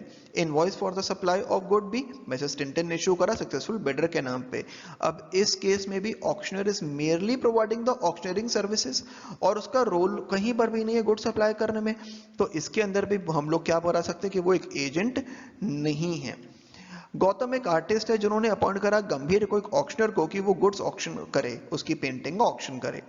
गंभीर ने ऑक्शन अरेंज करा, आइडेंटिफाई करा पोटेंशियल बिडर को, हाईएस्ट बिड एक्सेप्ट हुआ और पेंटिंग हाईएस्ट बिडर को भेज दी गई। Invoice for the supply of painting issued by Gambhir on behalf of Gautam but in his own name और painting is delivered to the successful bidder. अब यहां पर फर्क क्या पड़ गया, इनवॉइस गौतम इशू नहीं कर रहा है, इनवॉइस इशू कर रहा है गंभीर गौतम के बिहाफ पे और अपने नाम पर। मतलब गंभीर अपने नाम पर इशू कर रहा है कि भाई ये पेंटिंग मैं तुम्हें बेच रहा हूं, भले उनके बिहाफ पर बेच रहा हूं। इस सिनेरियो में गंभीर सिर्फ ऑक्शनरिंग सर्विस प्रोवाइड नहीं कर रहा बल्कि वो पेंटिंग भी सप्लाई कर रहा है और उसके पास अथॉरिटी भी है कि वो टाइटल ऑफ पेंटिंग को ट्रांसफर कर सके ऑन बिहाफ ऑफ गौतम। तो ये जो हमारा सिनेरियो है उस केस में गंभीर गौतम का क्या बन जाएगा भाई, इस केस में गंभीर गौतम का बन जाता है एक एजेंट। ये इसका क्या बन गया जी, ये इसका एजेंट बन गया और पैरा 3 ऑफ शेड्यूल 1 के अंदर आप कवर हो गए, मतलब ये एक डीम्ड सप्लाई मान ली जाएगी। एक कैरिंग एंड फॉरवर्डिंग एजेंट और commission agent takes position of goods on behalf of the principal और इशू करता इनवॉइस किसके नाम पर, अपने नाम पर। Carrying forwarding agent is an agent of the principal for the supply of good, और ये भी हमारा कहां पर आ जाता है, पैरा 3 ऑफ शेड्यूल 1 पे। अब आपको यहां पर ये बताना, डिस्क्लोज करना और non disclosure of the name of principal immaterial हो जाएगा ऐसी सिचुएशन में, कोई फायदा नहीं, अब बताओ चाहे ना बताओ, हमने तो यहाँ पे डीम सप्लाई मान ही लिया। रवि एग्रीकल्चरल प्रोड्यूस बेचता है by utilising services of Kavi जो कि कमीशन एजेंट है as per the agriculture produce marketing committee act APMC of the state. Kavi ने आइडेंटिफाई करा वो बायर और सेल करा agriculture produce on behalf of Ravi. और उसके बदले में उसने चार्जेस लिए एक कमीशन के फॉर्म पे रवि से। तो एज पर APMC act the commission agent is a person who buys और sell agriculture produce on behalf of the principal, या फैसिलिटेट करता है buying and selling of agriculture produce on behalf of the principal, और receive करता है by way of remuneration commission और percentage upon the amount involved in such transaction. In cases where invoice is issued by Kavi to the buyer, former is an agent covered under para 3. However, in cases where invoice is issued directly by Ravi to the buyer, commission agent does not fall in the category of agent. तो हमने अभी बात पीछे भी करी थी कि अगर एजेंट इनवॉइस इशू करे, किसके बिहाफ पर करे, प्रिंसिपल के, तब तो कोई दिक्कत नहीं है। पर अगर एजेंट ने इनवॉइस इशू कर दिया अपने नाम से तो वो हमारा एजेंट मान लिया जाएगा, वहां पर डीम्ड सप्लाई मान ली जाएगी। अब एक बहुत ही जरूरी क्लैरिफिकेशन आया था हमारे सामने, हम लोग को इस पे बात करनी आज बहुत जरूरी बनती है। Let us first understand what is the meaning of del credere agent. Normally commercial trade parlance में डेल क्रेडिटर एजेंट एक तरह का सेलिंग एजेंट होता है जो इंगेज होता है by principal to assist in the supply of good या service by contacting potential buyer on behalf of the principal. The factor that differentiate DCA from other agent की डीसीए गारंटी भी करता है। अच्छा, यूजुअली एक agent का काम क्या होता है? हमारे लिए सप्लायर लेकर आना। एक एजेंट का यूजुअल काम तो यही है भाई, हमारे लिए एक सप्लायर लेकर आता है, वो हमारे लिए एक कुछ कस्टमर्स लेकर आता है वो। यहाँ पर एक नॉर्मल एजेंट और एक डीसीए में फर्क क्या आ जाता है? एक नॉर्मल एजेंट और एक डीसीए में फर्क ये आता है कि डीसीए गारंटी देता है। किस चीज की गारंटी देता है? कि पेमेंट जो है वो सप्लायर को मिलेगी ही मिलेगी, उसकी गारंटी प्रोवाइड करता है। तो in such scenarios where buyer fails to make payment, अगर कभी बायर ने पेमेंट नहीं करी तो उस केस में जो डीसीए है वो पेमेंट निकलवा के देगा। डीसीए पेमेंट करेगा प्रिंसिपल को on behalf of the buyer, effectively providing an insurance against default by the buyer. और इसी रीजन की वजह से जो कमीशन पे कर रही है डीसीए को वो रिलेटिवली ज्यादा होती है। मतलब एक नॉर्मल एजेंट खाली अब तक कस्टमर लेकर आ रहे हैं, उससे और कोई मतलब नहीं है। लेकिन एक डेल क्रेडिटर एजेंट अगर पेमेंट नहीं मिली तो पेमेंट भी आपको दिलवाएगा, और जब वो आपको पेमेंट दिलवा रहा है तो इम्प्लाइड है कि वो कहीं ना कहीं जो पैसा है वो ज्यादा लेगा। अब वो पेमेंट खुद से दे या वो दिलवाए वो अलग बात है, पर आप तक आपका पैसा पहुंच जाएगा, तो एक तरह का इंश्योरेंस भी प्रोवाइड कर रहा है। In order to guarantee timely payment to the supplier, DC can resort to various method, जैसे कि हो सकता है वो short term transaction based loan दे दे बायर को, या फिर वो सप्लायर को खुद पैसा दे दे और बाद में वो पैसा जो है वो इंटरेस्ट के समेत बाद में वसूलता रहे। ये जो लोन है ये रीपे करता है buyer along with the interest to the DCA at a rate mutually agree between DCA और बायर। मतलब उसके बाद डीसीए समझेगा और बायर समझेगा, आपका उससे कोई मतलब नहीं है। तो आखिर हमारे टॉपिक के लिए चीज क्यों जरूरी हो जाती है? Whether DCA falls under the ambit of agent under para 3 of schedule 1 of the CGST Act. As already clarified under this circular, whether or not DCA would fall in the ambit of agent under para 3 of schedule 1 depend on the following scenarios. क्या scenario हमने पीछे पढ़े थे? In case invoice for supply of good is issued by a supplier to the customer either himself or through DCA, DCA does not fall. मतलब अगर invoice issue कर रहा है सप्लायर ही खुद से या डीसी इशू करता है सप्लायर के नाम पर, तो वो एजेंट के एम्बिट में नहीं आएगा। In case invoice for supply of good is issued by the DCA in his own name, तो वो आ जाएगा। अब तो भाई डीसीए एजेंट है कि नहीं है, ये तो पुराने वाली बात पर ही आ जाता है। वहीं दो हम लोग को मेन टेस्ट देखने की इनवॉइस किसने इशू करा। अगर हम इनवॉइस इशू कर रहे हैं, सप्लायर खुद कर रहा है, तब तो कोई दिक्कत ही नहीं है। और अगर सप्लायर इशू ना करके एजेंट इशू करता है और सप्लायर के नाम पर नहीं करता है, अपने नाम पर करता है, तब तो वो एक एजेंट मान लिया जाएगा। इसके बाद बोला गया whether temporary short term transaction based loan extended by DCA to the recipient for which interest is charged by the DCA is to be included in the value of good being supplied by the supplier where DCA is not an agent। हाँ जी, हमने बोला DCA agent नहीं है, बात खत्म कर दी। फिर हमने कहा कि वो जो शॉर्ट टर्म लोन दे रहा है, कौन दे रहा है? एजेंट, जो डीसीए है, del credere agent.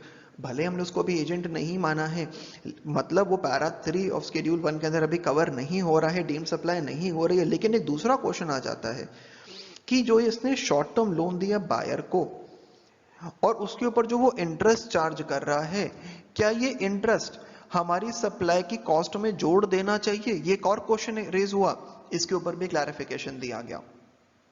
Supply of goods from supplier that is principal to the recipient, supply of agency service from DCA to the supplier or the recipient or both, and supply of extension or loan services by the recipient to the recipient. It is clarified that in cases where DCA is not an agent under para 3 of schedule 1, temporary short term transaction जो based होंगे loan के form पे जो DC provide कर रहा है supply of service by the DCA to the recipient on principal to principal basis और एक इंडिपेंडेंट सप्लाई है। जो वो शॉर्ट टर्म लोन दे रहा है ये प्रिंसिपल टू प्रिंसिपल सप्लाई मानी गई है, प्रिंसिपल टू एजेंट सप्लाई नहीं मानी गई है, इंडिपेंडेंट सप्लाई मानी गई है। इसीलिए इसका जो इंटरेस्ट होगा it would not form part of the value of supply of good by the supplier. फिर एक और क्वेश्चन आया, जो डीसीए अगर एजेंट मान लिया गया है पैरा 3 के अंदर and makes payment to the principal on behalf of the buyer और interest charge करता है to the buyer for delayed payment along with the value of goods supplied, whether the interest will form part of the supply of good। अब एक और point आ गया, अगर ये agent है तो क्या होगा, ये भी हमें बता दो। अब इस केस में हुआ क्या क्या, पहले जरा इस केस को समझते हैं। Supply of good by the supplier to the DCA, goods supplier ने डीसीए को दिए, आगे डीसीए ने वो गुड्स रिसिपिएंट को दे दिए, डायरेक्टली नहीं जा रहा है, डीसीए के थ्रू जा रहा है। उसके बाद सप्लाई ऑफ एजेंसी सर्विसेज पर डीसीए टू द सप्लायर और द रेसिपिएंट और बोथ, फिर एजेंसी सर्विस और डीसीए ने दोनों को ही दी। उसके अलावा एक्सटेंशन ऑफ क्रेडिट भी दिया डीसीए ने, किसको, रेसिपिएंट को। तो क्लैरिफाई करा गया कि डीसीए अगर एजेंट है पैरा 3 ऑफ शेड्यूल 1 में, एजेंट बनने के लिए हमें पता है उसको खुद के नाम पे नोट्स इशू करना पड़ेगा।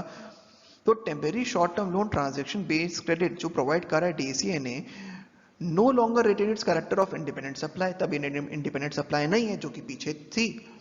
तो उस केस में इसको हमने सब्स्यूम कर लिया है मेन सप्लाई के अंदर। तो एम्फेसिस ये करा गया कि जो भी एक्सटेंशन ऑफ क्रेडिट होगा by the DCA to the recipient it would not be considered as a separate supply, इसको सेपरेट सप्लाई नहीं माना गया है made by DCA to the recipient. और ये भी क्लैरिफाई करा गया कि वैल्यू ऑफ इंटरेस्ट जो चार्ज कर रहा है on credit would be required to be included in the value of supply of goods by DCA to the recipient. मतलब इस केस के अंदर जो भी वो इंटरेस्ट चार्ज कर रहा है अगर वो इंडिपेंडेंट सप्लाई नहीं है तो उसको इंक्लूड कर लिया जाएगा हमारे मेन सप्लाई में। तो ये क्लैरिफिकेशन था जो कि डेल क्रेडर 8 के ऊपर था। अब हमारे पास जो उसका आखिरी पार्ट आता है वो आता है importation of service. Import of service by person from a related person और his establishment located outside India without consideration in the course or furtherance of business shall be treated as supply। Jumru associate ने receive करी है legal consultancy services from the head office in Malaysia, head office ने render करी है service free of cost to its branch office. तो Jumru associate और head office related person है तो इस सप्लाई मान लिया जाएगा, भले ही आप इसके लिए कुछ भी चार्ज ना करो। चकमक एक प्रोप्राइटर है जो रजिस्टर्ड है दिल्ली में, उसने एक आर्किटेक्ट सर्विस ली अपने बेटे से जो कि यूएस में है with respect to his newly constructed house in Delhi. Although services have been received by Chakmak without consideration, but ये सप्लाई नहीं है क्योंकि ये in the course of business नहीं ली गई। क्यों? क्योंकि ये न्यूली कंस्ट्रक्टेड हाउस के लिए थी, ये उस पर्सनल नेचर की थी, तो यहाँ पर विदाउट कंसिडरेशन इसलिए इसको यहाँ पर इंक्लूड नहीं करा गया। तो ये हमारी बात थी schedule 1 without consideration. I hope आपको ये पूरी बात समझ आई हो। तो चलिए अब बात करते हैं फाइनली सप्लाई के इंक्लूजन्स और एक्सक्लूजन्स के बारे में। सप्लाई के अंदर फिर क्या क्या फाइनली इंक्लूड करा गया। Supply for consideration section 7 subsection 1 clause A, import of service section 7 subsection 1 clause B, supply without consideration section 7 subsection 1 clause C. Exclusion में रखा गया है नेगेटिव लिस्ट और शेड्यूल 3 को। तो ये हमारे यहाँ तक की सप्लाई के बारे में बात हो जाती है। आपके सामने ये टॉपिक बचे हैं नेगेटिव लिस्ट शेड्यूल 3। अब उसके बाद हम लोग बात करते हैं एक्टिविटीज या ट्रांजैक्शन जो कि ट्रीट करी जाएंगी एज सप्लाई ऑफ गुड या सप्लाई ऑफ सर्विस। किस चीज को सप्लाई ऑफ गुड मानोगे, किस चीज को सप्लाई ऑफ सर्विस मानोगे। एज पर शेड्यूल 2 हम लोग अभी बात करने वाले हैं कि क्या चीज सप्लाई ऑफ गुड में आती है और क्या चीज सप्लाई ऑफ सर्विस में आती है। तो अब हमारे पास एक्टिविटीज आती हैं कुछ ऐसी जिसमें ये क्लैरिफिकेशन आना ज़रूरी है कि ये चीज़ सप्लाई ऑफ गुड में मानी जाएगी या फिर सप्लाई ऑफ सर्विस में मानी जाएगी। Section 7 subsection 1A CGST act का क्लैरिफाई करता है हमारी एक्टिविटीज या ट्रांजैक्शन, जो कि ये चीज़ बताएगा कि ये चीज़ सप्लाई ऑफ गुड में आती है या फिर सप्लाई ऑफ सर्विस में आती है। शेड्यूल 2 ऑफ सीजीएसटी एक्ट ने हम लोगों को ये बताया है कि वो एक्टिविटीज़ जो कि हमारी सप्लाई ऑफ गुड मानी जाएंगी या फिर सप्लाई ऑफ सर्विस मानी जाती हैं। हमारे जैसे हमने पीछे भी डिस्कस किया था पुराने टैक्स रिम में, मतलब वैट और सर्विस टैक्स के ज़माने में कुछ चीज़ों को हम लोग दोनों ही कैटेगरीज में डाल देते थे, जैसे कि रेस्टोरेंट का फूड या फिर हम लोग सॉफ्टवेयर की बात कर रहे थे, इसे हम लोग सप्लाई ऑफ गुड भी मानते थे और सप्लाई ऑफ सर्विस भी मानते थे। हम लोगों की कोशिश इसके अंदर ये थी कि इन द जीएसटी रिम इस एम्बिग्यूटी को काफ़ी हद तक दूर करा जाए ताकि डबल टैक्सेशन ना लगे। तो हम लोग बात शुरू करते हैं ट्रांसफ़र से। एनी ट्रांसफर और टाइटल ऑफ गुड्स, अगर कभी कोई गुड्स ट्रांसफर करे जाते हैं और गुड्स का टाइटल ट्रांसफर करा जाता है तो उसे हम लोगों ने गुड्स की कैटेगरी में डाला। नीचे लिखा गया है अगर कोई transfer of right in goods अगर दिया जा रहा है विदाउट ट्रांसफर इन टाइटल, अगर ट्रांसफर ऑफ टाइटल की बजाय हम लोगों ने ट्रांसफर इन राइट प्रोवाइड करा है तो उसे हम लोगों ने सर्विस की कैटेगरी में डाल दिया। सिमिलरली अगर हमने transfer in title of goods करा है लेकिन एक अग्रीमेंट लगा दिया जो ये स्टेपुलेट करता है कि प्रॉपर्टी जो है वो फ्यूचर डेट पर पास होगी, इसका मतलब है या तो ये हायर परचेज हो सकता है या फिर ये सेल और रिटर्न बेसिस हो सकता है, या तो हायर परचेज या सेल और रिटर्न बेसिस, तो इनको भी कहाँ डाल दिया गया, इनको भी गुड्स की कैटेगरी में डाला गया। तो इसका मतलब अगर कभी आप टाइटल को ट्रांसफर करते हो तो वो सेल की कैटेगरी में आया, वो गुड्स माना गया। वहीं अगर आप कभी कोई चीज़ रेंट पे देते हो, अगर आप कोई चीज़ रेंट पे देते हो तो उसे सर्विस माना गया। और यहीं अगर आपने कभी टाइटल दिया पर एक एग्रीमेंट करा कि पेमेंट फ्यूचर डेट पर आएगी, प्रॉपर्टी फ्यूचर डेट पर ट्रांसफर होगी, मतलब हायर परचेज या फिर सेल और रिटर्न बेसिस, तो उसे हम लोगों ने गुड्स की कैटेगरी में डाला। सिमिलरली बात करते हैं लैंड एंड बिल्डिंग के बारे में। कोई भी लीज, टेनेंसी, ईजमेंट या license to occupied land, lease agreement for land, any lease और letting out of building including a commercial, industrial, residential complex for business, commerce wholly और पार्टली। अगर आपने कभी कोई लीज एग्रीमेंट करा है लैंड के लिए और उसके अंदर आप कोई लीज या लेटिंग आउट करते हो बिल्डिंग का, इंक्लूडिंग अगर आपने कोई कमर्शियल या इंडस्ट्रियल रेजिडेंशियल कॉम्प्लेक्स वगैरह अगर आपने कभी करा तो उसे हम लोग सर्विस का पार्ट मानते हैं, a shop let out in a busy market area. Similarly बात करते हैं हम लोग ट्रीटमेंट और प्रोसेस के बारे में।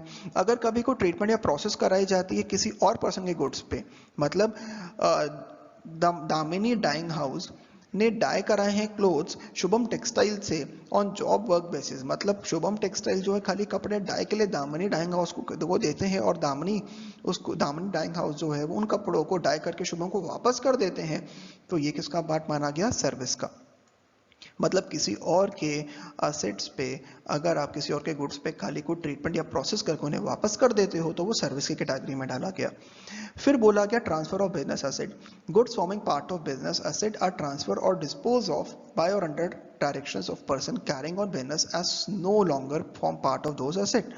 अगर आपने कभी कोई गुड्स जो कि आपके बिजनेस एसेट्स का पार्ट थे, अगर आपने उन्हें डिस्पोज ऑफ करा किसी और के डायरेक्शंस के ऊपर तो उसे सप्लाई ऑफ गुड्स माना जाएगा। इसके बाद बोला गया goods held use for business are put to private use और made available to any other person. अगर आप उसे प्राइवेट यूज के लिए ले जाते हो, किसी और पर्सन को प्राइवेट यूज के लिए दे देते हो तो उसे सर्विस का पार्ट माना गया।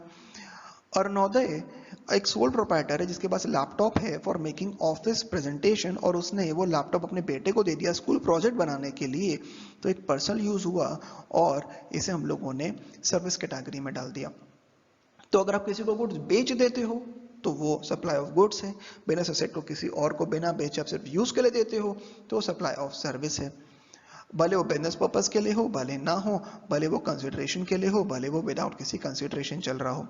Goods forming part of asset और any business carried on by the person who ceases to be a taxable person, इसे उन्होंने सप्लाई ऑफ गुड माना है। अब बोला क्या गया है, वो पर्सन जो कि अब टैक्सेबल पर्सन नहीं रहा और उसने उन गुड्स को आगे ट्रांसफर कर दिया, तो इस केस के अंदर इसे सप्लाई ऑफ गुड माना जाएगा। अरुण एक ट्रेडर था जो बिजनेस को बंद कर रहा है और जो भी स्टॉक उसके पास पड़ा होगा उसे डीम सप्लाई मान लिया जाएगा।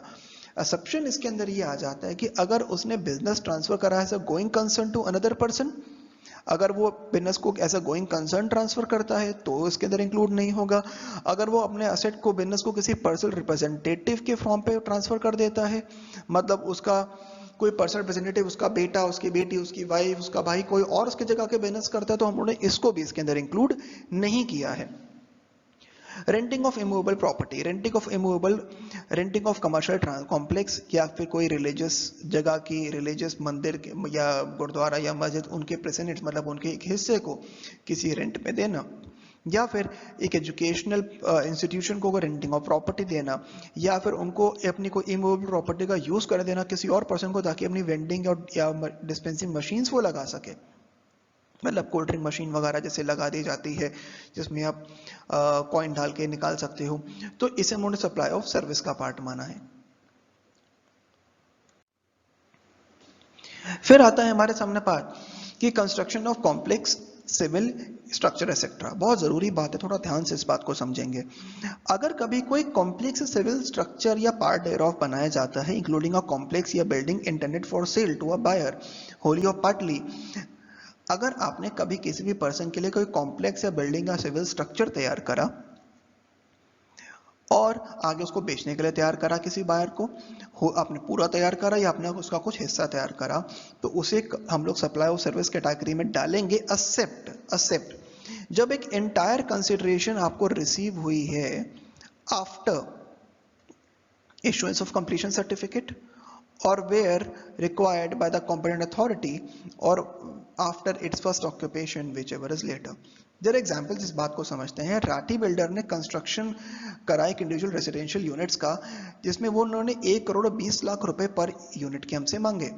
90 लाख रुपीस हम लोग को मिल गए थे before issuance of completion certificate by the competent authority और बैलेंस आफ्टर कंप्लीशन के मिला। तो इस केस में ये सप्लाई ऑफ सर्विस का पार्ट नहीं माना जाता है। मतलब या तो इशुएंस सर्टिफिकेट से पहले पूरा पैसा हमें मिल जाए, या फिर बिल्डिंग के फर्स्ट ऑक्यूपेंट जो भी पहले हो जाए, अगर फर्स्ट ऑक्यूपेंट पहले आ जाता है, जैसे एक बड़ी बिल्डिंग बन रही है, कुछ ऊपर के फ्लोर रह गए पर नीचे के फ्लोर पूरी तरह बन गए और कुछ लोग उसमें रहने आ गए, तो सप्लाई ऑफ सर्विस का पार्ट नहीं माना जाएगा।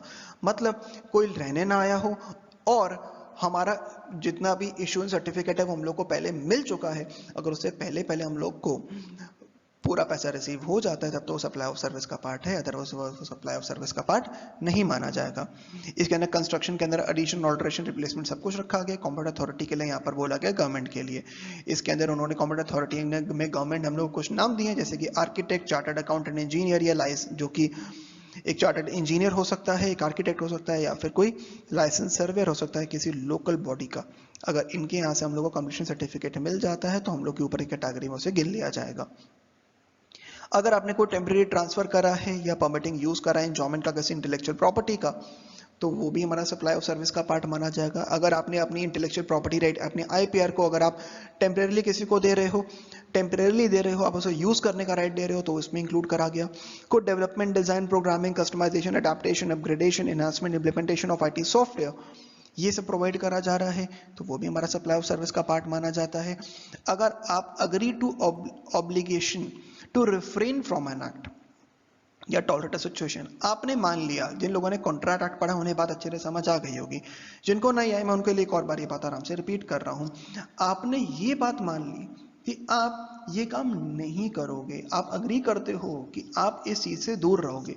एक केबल ऑपरेटर है सखाराम, जिसने अग्रीमेंट एंटर करा केबल ऑपरेटर के साथ, एक आत्माराम के साथ, कि सखाराम जो है केबल कनेक्शन स्पेसिफाइड एरिया में नहीं रहेगा जहां पर आत्माराम के कनेक्शन चल रहे हैं। ये एक नॉन कम्पीट एग्रीमेंट की कैटेगरी में आता है और इसे सप्लाई ऑफ सर्विस माना गया। लेट डिलीवरी चार्जेस वो रिकवर करे जा रहे हैं सप्लायर से, क्योंकि उसने कॉन्ट्रैक्ट को पूरे टाइम पर पूरा नहीं किया, ये भी सप्लाई ऑफ सर्विस का पार्ट माना गया। नोटिस पे जो हमने अपने एम्प्लॉय से रिकवर करी क्योंकि वो अपने नोटिस पीरियड से पहले ही जॉब छोड़ के जा रहा था, ये भी सप्लाई ऑफ सर्विस का पार्ट माना गया। Transfer of right to use any goods for any purpose, machinery given on hire, हमने पहले भी बात करी थी, मशीनरी किराए पे देते हो, कोई भी चीज किराए पर देते हो तो वो भी हमारा इसके अंदर का पार्ट मान लिया जाता है। फिर आता है works contract service. Works contract का मतलब होता है contract for making building, construction, fabrication, erection, completion, installation, fitting out, improvement, modification, repair, maintenance, renovation, alteration और commissioning of any immovable property. wherein transfer of property in goods or wherein goods or the same are involved in the execution of such contract, इसे हम किसका part माना, supply of service का part हम इसे मानते हैं. Supply of by way or transfer of service or any other manner as whatever goods being food या कोई आर्टिकल ह्यूमन कंजम्पशन के लिए अगर जा रहा है इसके बीच में, वो भी हमारा सप्लाई ऑफ सर्विस का पार्ट माना गया. Supply of goods for by an unincorporated association या body of persons by a member thereof for cash deferred payment or valuable consideration resident welfare association of Sanskriti society supply करते हैं condition to its member at a concessional price. supply of goods माना गया, मतलब अगर आप कोई unincorporated association या body of individual भी कोई चीज सप्लाई करते हैं अपने मेंबर्स को, तो उसे सप्लाई ऑफ गुड्स की कैटेगरी में डाला गया. काफी ज्यादा पॉइंट्स है पर कुछ पॉइंट मेन है, तो हम लोग अभी उन मेन पॉइंट्स को एक बार कवर कर लेते हैं कि हमारे मेन पॉइंट इसके अंदर क्या आते हैं.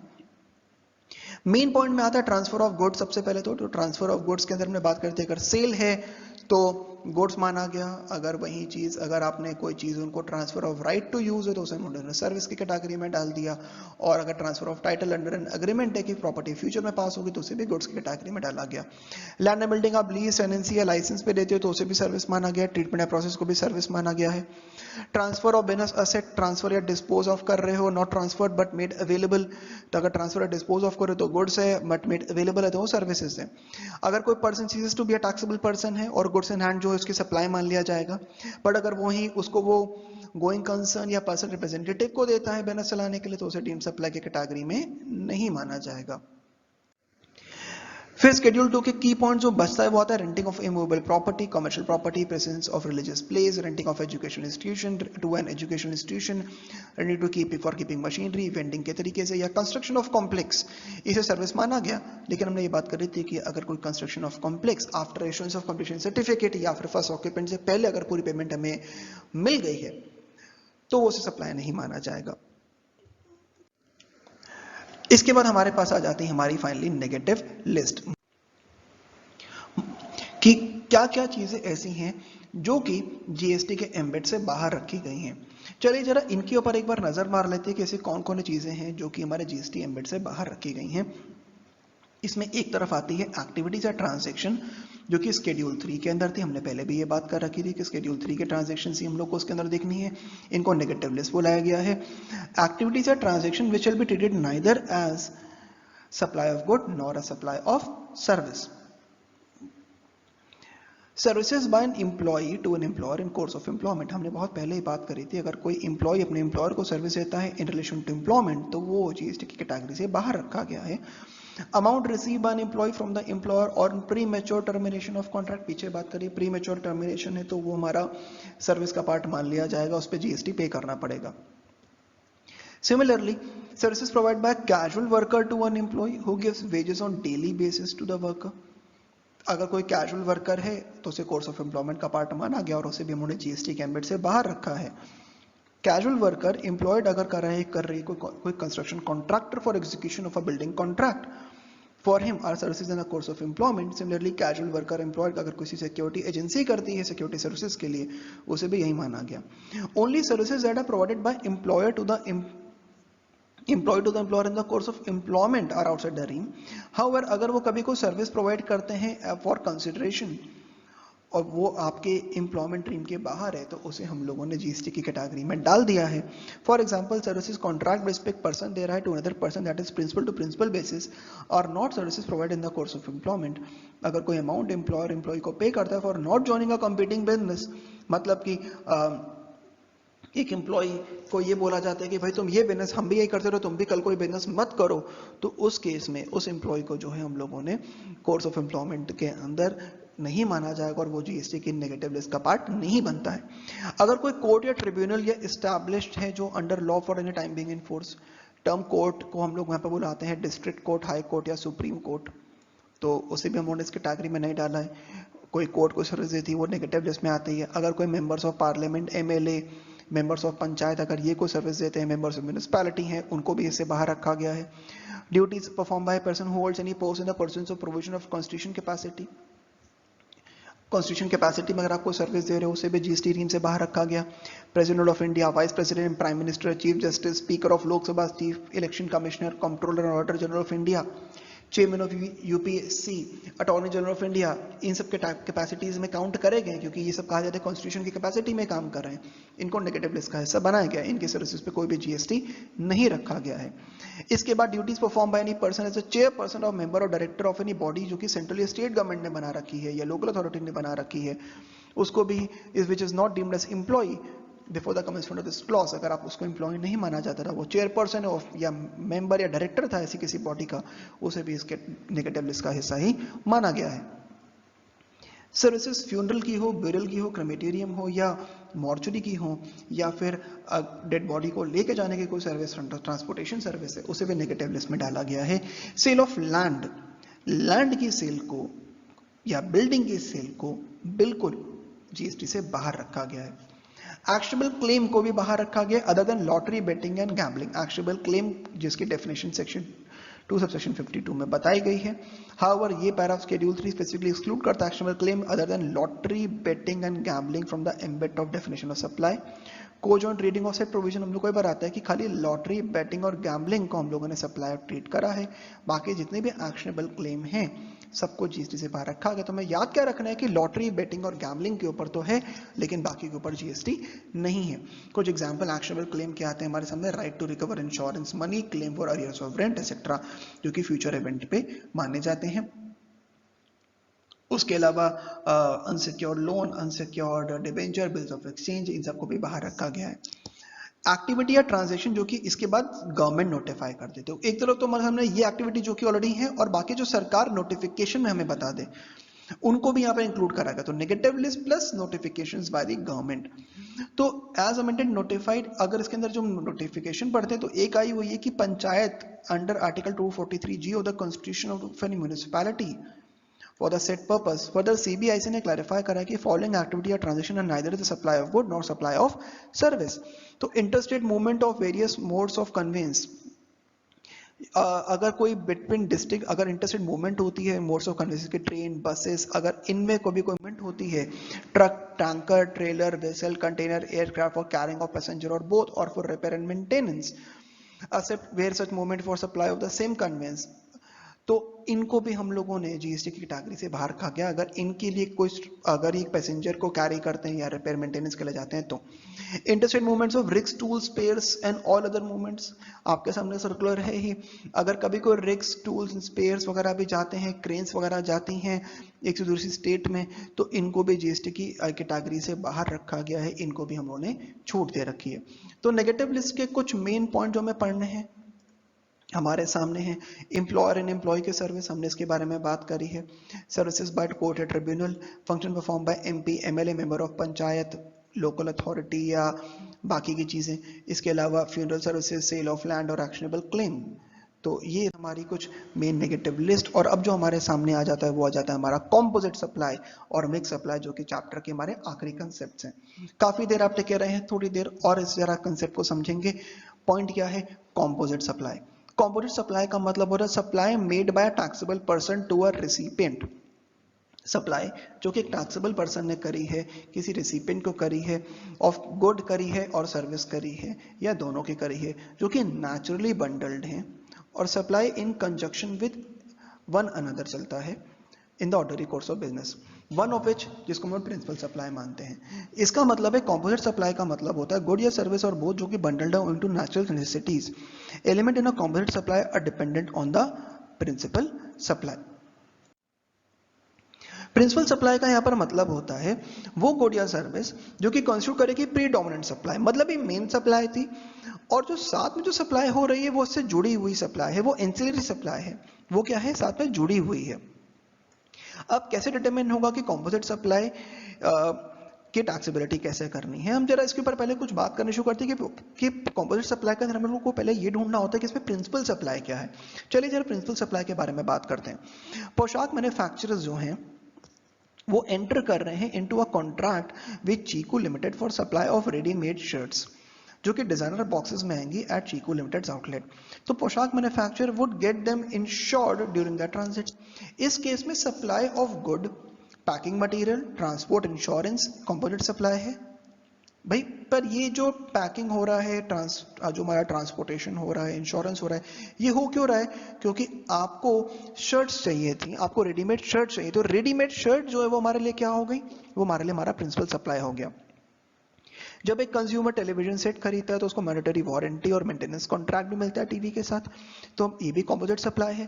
प्रिंसिपल सप्लाई क्या है? टेलीविजन और बाकी चीजें एंसिलरी में काउंट हो जाती हैं। Travel ticket to Mumbai to Delhi में include service of food being serve on board, free insurance, use of airport lounge.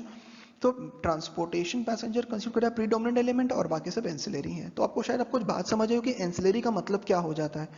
Work contract और रेस्टोरेंट सर्विसेज एक क्लासिक एग्जांपल्स हैं। हाउवर जीएसटी ने आइडेंटिफाई करा है both a supply of service and supply chargeable to specific rate. Works contract के ऊपर एक specific rate लगता है, हम उसके ऊपर आगे आने वाली वीडियोस में बात करेंगे। How to determine whether services are bundled in the ordinary course of business? Whether the services are bundled in the ordinary course of business would depend upon the normal or frequent practices जो कि उस area of business के अंदर आ रही होंगी। जैसे कि normal और फ्रीक्वेंट प्रैक्टिसेस जो अडॉप्ट करी गई हैं उस बिजनेस में can be ascertain from several indicators, some of which are listed below. क्या लिस्टेड बिलो, जरा इसके बारे में बात करनी शुरू करेंगे। परसेप्शन ऑफ द कंज्यूमर और द रेसिपिएंट। अगर a large number of service recipient reasonably expect करते हैं भाई ये तो पैकेज में ही मिलता है ना, मतलब मैं टीवी लेने के मैं क्या बोलूंगा वारंटी कितनी है, मतलब मैं जानता हूँ कि भाई नया टीवी तो वारंटी तो मिलेगी ही ना, तो ये परसेप्शन ऑफ कस्टमर है तो हम लोग उसे नेचुरली बंडल मान ही लेते हैं। मेजोरिटी ऑफ सर्विस प्रोवाइडर्स को देते ही देते हैं। मतलब मैं अगर इंटरनेशनल फ्लाइट में ट्रैवल कर रहा हूँ या मैं कोई बहुत लॉन्ग ड्यूरेशन फ्लाइट में ट्रैवल कर रहा हूँ तो मैं मान के चलता हूँ कुछ खाने को तो रास्ते में मिलेगा ही ना, प्लेन पे कुछ तो खिलाए पिलाएंगे ना, बहुत लंबी फ्लाइट है। तो ये भी क्या मान लिया जाता है, मेजोरिटी सर्विस प्रोवाइडर देंगे ही देंगे। इसके बाद nature of services in a bundle of services will also help in determining whether services are bundled in the ordinary course of business. If the nature of service is such कि एक service जो है वो main service का part मानी ही जाएगी, जैसे कि मैं एक होटल रूम में रुकने के लिए गया तो हम लोग ऑफन उसे कंबाइन करते हैं प्रोविजन ऑफ ब्रेकफास्ट और डिनर, भाई साथ में ब्रेकफास्ट और डिनर फ्री ऑफ कॉस्ट अगर मिलेगा। आप देखते हो अगर रूम में या बुफे के सिस्टम में हम लोग को बुला लिया जाता है नीचे, तो ऐसी सर्विस भी इंसिलरी सर्विस का पार्ट मानी जाएगी और resultant package will be treated as supply naturally bundled in the ordinary course of business. और भी कुछ इलस्ट्रेटिव इंडिकेटर्स है पर मेरे ख्याल से काफी हद तक आपको बातें यहाँ पर समझ आ जाती होंगी। अगला कंसेप्ट है हमारा मिक्स सप्लाई का, ये हमारा आखिरी कंसेप्ट है। मिक्स सप्लाई के अंदर बोला गया टू और more individual supplies of good या सर्विस और any combination thereof made in conjunction with another by taxable person. एक सिंगल प्राइस यहाँ पर हम चार्ज कर रहे हैं, तो मिक्स सप्लाई मिला जुला कर कई चीजों की सप्लाई बनी लेकिन हम उसका प्राइस एक ही चार्ज कर रहे हैं। कैसे हम इस मिक्स सप्लाई को समझेंगे? इन ऑर्डर टू आइडेंटिफाई अगर एक पर्टिकुलर सप्लाई मिक्स सप्लाई है कि नहीं है तो हमें समझना पड़ेगा mix supply can be mix supply only if it is not a composite supply. पहली बात तो कॉम्पोजिट नहीं होनी चाहिए, मिक्स्ड मतलब कि चीजें अलग अलग से भी बेची जा सकती हैं। As a corollary it can be said that transaction जो कि सप्लाईज में आती पर वो नेचुरली बंडल्ड नहीं है उसे हम लोग मिक्स सप्लाई बुलाते हैं। कुछ बात समझने के लिए बात करते हैं। आप दिवाली पर देखते होंगे अक्सर आपको कुछ बास्केट्स मिल जाती है जिसमें अलग अलग chips, juices, cold drink, chocolate सब मिलाकर रखी जाती है और उसकी अच्छे से पैकिंग करी जाती है। ड्राई फ्रूट्स के पैकेज भी होते हैं, उसमें काफी कुछ सामान होता है। ये एक मिक्स सप्लाई का पॉइंट है। क्या मुझे वो जूस, मुझे वो कोल्ड ड्रिंक, क्या मुझे वो चीज अलग से भी मिल सकती है? जी बिल्कुल मिल सकती है, बट इसको स्पेसिफिकली यहाँ पर से रखा गया ताकि मार्केट में ये अभी बेची जा सके, तो इसे हम लोग क्या बुलाएंगे? मिक्स सप्लाई बुलाएंगे। अब मिक्स सप्लाई में टैक्स लायबिलिटी कैसे आती है? कंपोजिट में कैसे थी? मेन प्रिंसिपल सप्लाई का टैक्स रेट लगता था। यहां पर हम देखते हैं कि जिस भी कमोडिटी पर हाईएस्ट टैक्स रेट लग रहा होगा वो टैक्स रेट सब पर लगा दिया जाएगा।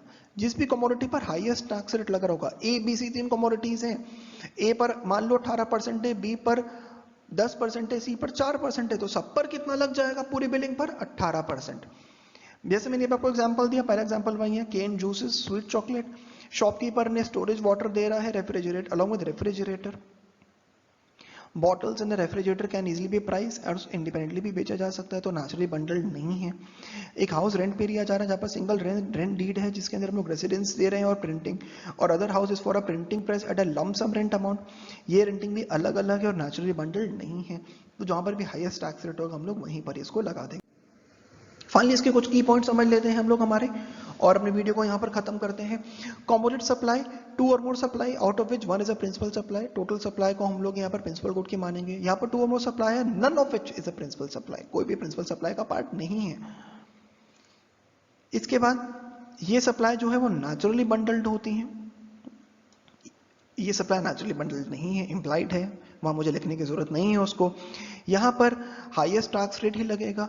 यहाँ पर हम लोगों ने हाईएस्ट टैक्स रेट लगाया है। यहाँ पर जो प्रिंसिपल टैक्स रेट होगा, जो प्रिंसिपल गुड का ऊपर जो टैक्स होगा कंपोजिट में, वो लगाया जाता है। तो कंपोजिट में क्या लगेगा, जो कि प्रिंसिपल सप्लाई का जो टैक्स रेट होगा वो सब पर लगेगा। मिक्स में क्या लगेगा, जिस भी कमोडिटी के ऊपर हाईएस्ट टैक्स रेट होगा हम लोग वो यहाँ पर लगा देंगे, उसको हम लोग प्रिंसिपल ट्रीट कर लेंगे और सेम टैक्स रेट सारे के सारे गुड्स पे लगा दिया जाएगा। यहाँ पर हर सप्लाई इंडिविजुअल सप्लाई मानी जाती है, जो कि इंडिपेंडेंट होती है एक दूसरे के। यहाँ पर सप्लाई कंपोजिट सप्लाई में इंडिविजुअल नहीं मानी गई। इसके बाद एग्जाम्पल के तौर पे purchase of laptop with warranty, maintenance, restaurant service, यहाँ पर है पैकेट ऑफ केन्ड फूड। तो यहाँ पर आकर हमारी वीडियो खत्म होती है। आई होप आपको काफी मजा आया होगा। चैप्टर बहुत अच्छा है। मैं आपको एडवाइस करूंगा वीडियो को एक नहीं 2 बार देखें, ताकि जो आपके डाउट बीच में रह रहे होंगे काफी हद तक वहां पर सॉल्व हो जाएंगे। इसके बाद भी कहीं डाउट आता है तो feel free to contact me. आपके पास मेरा नंबर भी है, ईमेल आईडी भी है, आप मुझे डाउट व्हाट्सएप भी कर सकते हैं। मैं आपके डाउट जरूर सॉल्व करूंगा। Thank you for today. मिलते हैं हम लोग हमारी अगली वीडियो में।